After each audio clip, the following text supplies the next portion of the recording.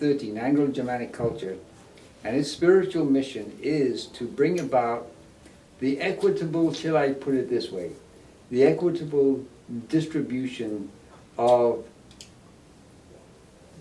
labor, meaning that labor, whatever labors we have to do in order to make ends meet, we will receive the just fruits of our labor. And everybody will have, shall we say, equal opportunity to have a job whereby, depending on how hard they work and how well they work, they will obviously gain the fruits of their labor, the just fruits of their labor. Well, that has not been the case.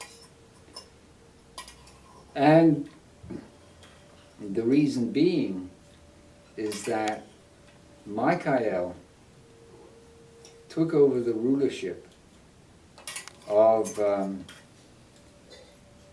time. He is known as our time spirit, our time lord. And he took over the rulership in 1879. And his chief spiritual opponent is an Aramaic deity by the name of Mammon. And Mammon is the god of money. And that's one of his chief, shall we say, attributes. And Mammon opposes Michael, which is this setting up this threefold commonwealth, which is basically, and I'm going into great detail in the threefold commonwealth on my YouTube channel, where it separates out and makes independent the activity of governance from that of the economy, and it separates the activity of government from that of education and spiritual life and the arts, so that whatever the government does, it has only one function, and that is to make sure that the law of the land is applied equally to every human being, irrespective of their station in life. We all have, in other words, we all have equal access to the law. That is not the case today. So, in terms of money itself, what is money? Money is supposed to have three properties. One is it's a commodity. Two, it's a medium of exchange. And three, it is a unit of account. So what did I say? A commodity, a unit of exchange, a medium account.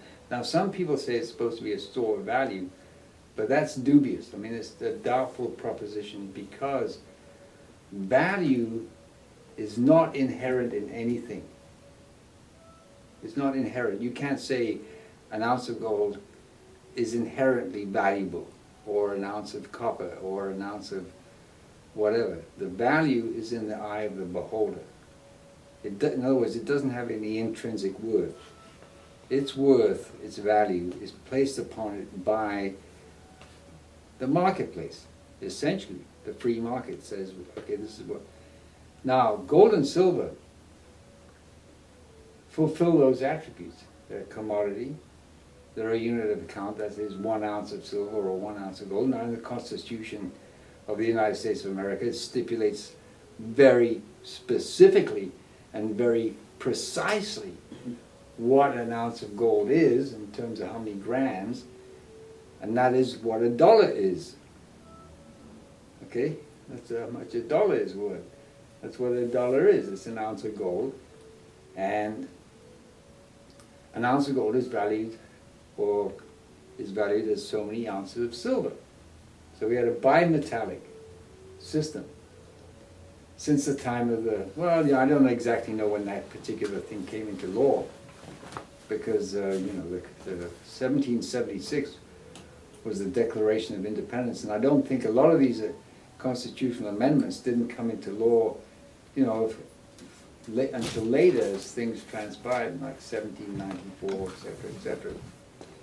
However, it also states in the Constitution very categorically that anybody who is accused of and found guilty of debasement of the currency, which is, the dollar, which is so many grams of gold and so many grams of silver, or so many grams of silver, is subject to the penalty of death.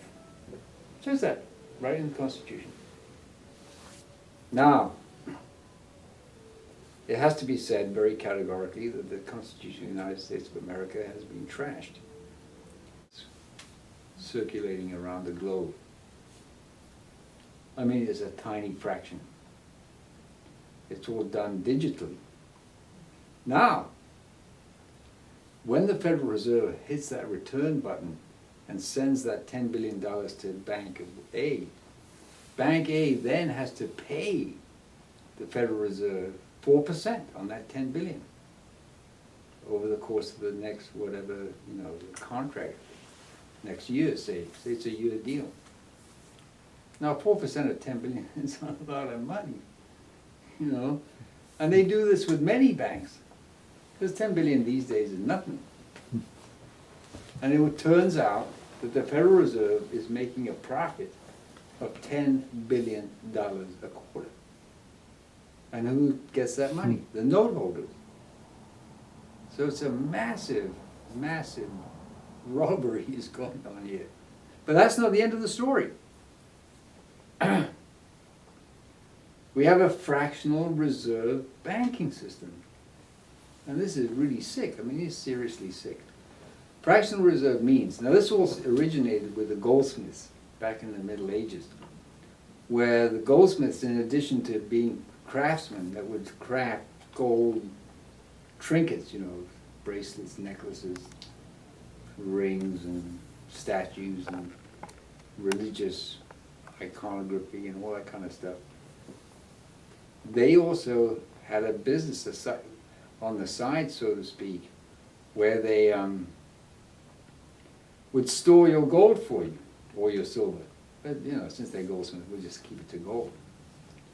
They'd store it for you. Because, in those days, life was pretty tough. There was all kinds of stuff. You didn't want to be keeping your gold in your... And of course, only the aristocracy had gold in it. The barons and the cardinals and the bishops and the dukes and the kings, and those kind of people. They're the ones that had the gold. And it obviously became problematical to keep this gold stored in a safe place. So the goldsmith hit upon the idea of becoming keepers of these people's gold, and they'd have vaults, and they'd store their gold for them, and they'd charge, maybe 1.5% storage fee per annum for how much ever gold you had in there. And that was that.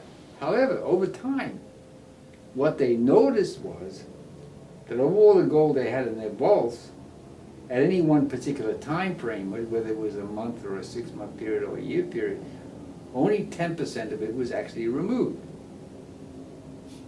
So the 90% of it was just sat there. Well, so they had a bright idea. The old light bulb went off in their head. Well, they said, we can make money off of this, better than 1.5%. What we can do is lease it out, charge 5 or 6%, and then the contract requires you lease the gold to this merchant or that shipbuilder or whatever, so that they can, sell the gold into the market and buy their, because it was money, gold and silver were money in those days, and buy their stuff that they needed to run their businesses. With this stipulation, the lease was a contract, and it had a time decay on it. In other words, it would expire at such and such a date, and on that particular date, you would have to return the gold that you had originally borrowed. So this was a fancy business, and that's what's known as fractional reserve. In other words, only a fraction of the gold that they had in their possession was actually in their possession. The rest of it was gone, wasn't there. It had been leased out, because they found out they only needed 10% of it for them to be able to conduct their business of storing the gold for their customers. So that's what's happened in the banking system today. It was going on for a long time. By law, the banks have to, and of course they break this law. They do break this law. But by law, they're supposed to have 10% of all the customers on deposit money that's on deposit at the bank. They're only required to keep 10% of it as cash on hand to facilitate the day-to-day running of the business. You know, for people to withdraw money and people to take it out and whatever. So what they do is, now when we deposit our money in the bank, we're actually lending our money to the bank. That's what we're actually doing. And how much percentage interest do they give us? Nothing. Diddly squash, like 0.01% or something. Something like that. Pathetic. But what do? They lend it out at 6, 5, 6, 7%, depending on what the, well, in 1980, they would lend it out at 20%, because that was, or 18%, that was the prime rate. And of course, they charge a little bit more. So this is money for nothing. Now, it even gets worse than that. Since they only have to keep 10%, this is how this fractional business works. It's really scary. I mean, it's totally scary. Because what they do, it turns out when you, say you have $100 there, you lend out 90 of it, okay? That's because 10% is $10. Now what they do is they subtract the $10 from the 90, and they have 80 from the 90 that they lend out, right? And they subtract it from the 90, so that's 80. They lend 10% of that out until it diminishes to nothing. And it turns out that $100, when it's gone through the whole process of fractional reserve, turns out to $900. Mm-hmm. But that money doesn't exist. Okay? It's phantom money. In other words, they're lending out money that they don't have. That's the real irony. I mean, I know. I mean, that's a massive scam. It's just paper. Just I know. paperwork. And Printing money. it's just bookkeeping, you know. Yeah. So Joe Blow, who's got a lumber business, you know, down here on Ashby, he wants to buy a bunch of lumber. He walks into his bank and says, I want to borrow 10 grand. So they give him the 10 grand and they charge him, but you know, 9 grand of that 10 grand is phantom. It's phantom. It's simply vaporware. Because you can't possibly lend out money you don't have. And that's exactly what they do. And the worst part of it is that they even break the law so they only have 1 or 2% of the actual cash on hand. So if there's a bank run, if the entire world wised up to this, the entire American population wised up to this, they would immediately go to the bank and take all their cash out. They would immediately do that. I mean, I've done that. I keep a minimum amount of cash in my bank account. You know, of all my cash that I have, which mainly is in this form, you know, most of it is not in the bank. I took it all out and I just keep enough to pay the bills, you know, the electronic stuff, you know, the credit cards and the checks. But I keep a minimum amount, maybe 2,000 or 2,500 in there.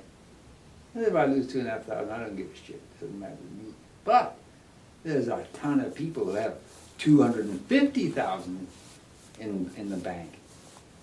I mean, that's totally insane. Now, it's even worse than that because they initiated the Federal Deposit Insurance Corporation in order to insure our money in our accounts. But it's just, what that did was, yeah, it gave everybody a false sense of security, number one. And number two, the bank said, hey, we got a backstop here, so we can be even more reckless in our lending. I mean, the way the system is set up, there's no way a bank should lose money. I mean, there's no way. But they do. Because they make really stupid lending. They lend to really, should we say, poor creditors. I mean, debtors. Poor quality debtors. And that's how they lose money.